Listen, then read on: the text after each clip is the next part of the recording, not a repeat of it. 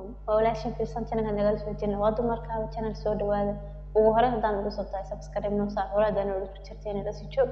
wixii fariina comment noogu reeb aad baan salaamay dhamaantiin hada maanta waxaan wadaa mowduuc yar oo ku saabsan social media iyo dadka jooga si u kala baxaan okay dadka social media jooga waxa uu kala baxaa saddex qaybood qayb kamid ah waa dad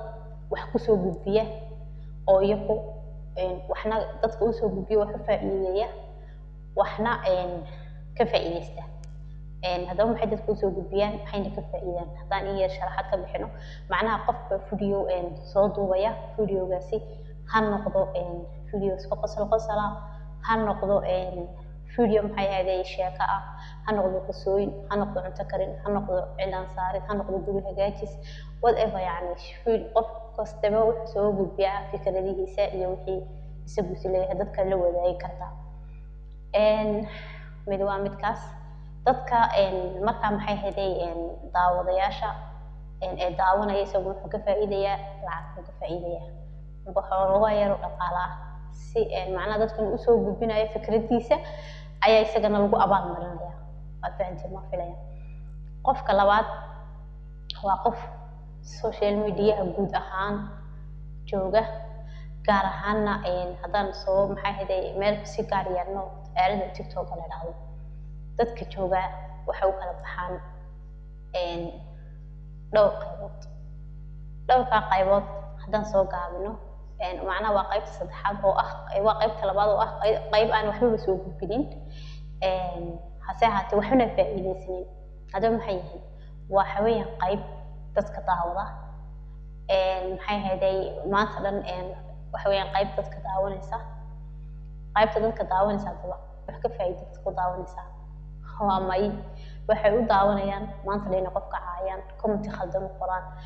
qofkan oo laga yaabo inuu wax qool fikrad wanaagsan iyo wax wanaagsan dadku soo gudbinayo iyo jibinayaan maxaa la haysaa wax ma hayso wax ma tihid khaasatan dumarka oo badan runta wanaagsan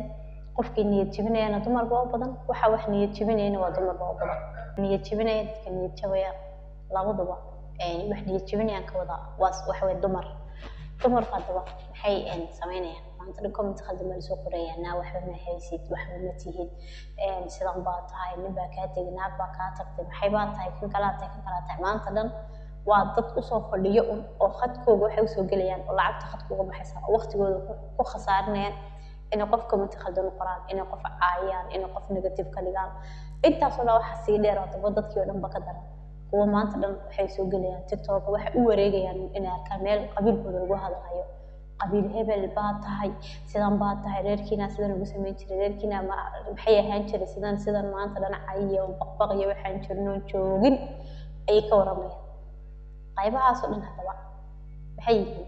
qayb aan khadkooda kama faa'iideysan lacagtoodii kama faa'iideysan waqtigoodii kama faa'iideysan intaas oo dhan marka laga imaado akhiradoodii bay seegeen oo maanta dhan bay dad dhintay dad nool caayayaan culimo iyo caamo leh maanta dhan waxay caayayaan dad maxay ahayd macnaha wanaagsan oo ehel khayr maanta dhan wax qalban ku sheegayaan marka akhiradoodii bay seegeen dambi fara badan bay shaqaysteen malaa'igta garbood saarneed bay daaliyeen qaybta saddexaad hadaba waa qayb saddexaad waxay qayb soo gasha daawada inay wax ka faa'iidaan daawada inay wax ka faa'iideystaan daawada baan ka wadaa aaladahan